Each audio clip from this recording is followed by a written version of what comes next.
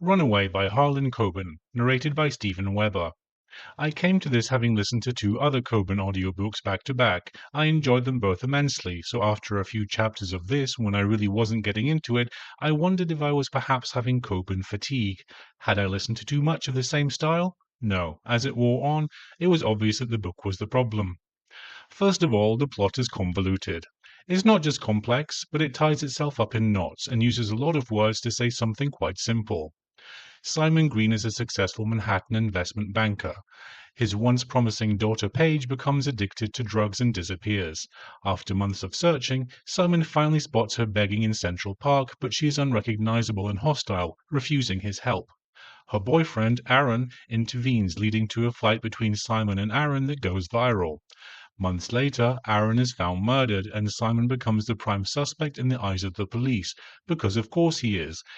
The type of person that Aaron was and the things he was involved in, obviously Simon would be the only suspect. The second problem is all the filler, the needless descriptions, the endless thought processes, the dull memories. And at times it felt like I was living in a VH1 pop-up video, with snippets of trivia thrown in for no reason.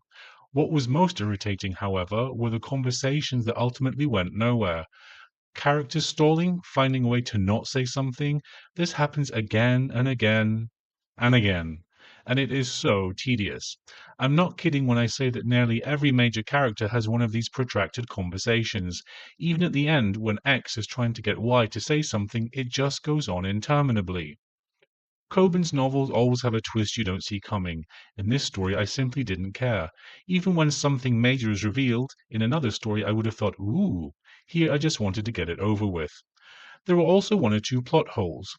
How could character A have listened to B's conversation via phone if they had put a jamming device to stop C's phone from working?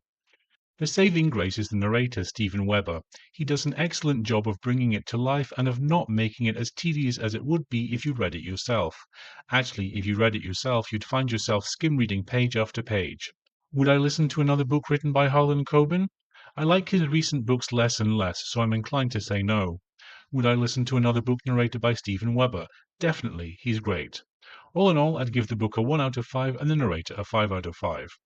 How about you? Have you noticed the quality of Coben's work deteriorating in recent years? Let me know in the comments below. Don't forget to like and subscribe as I release a new review every week. Thanks for watching.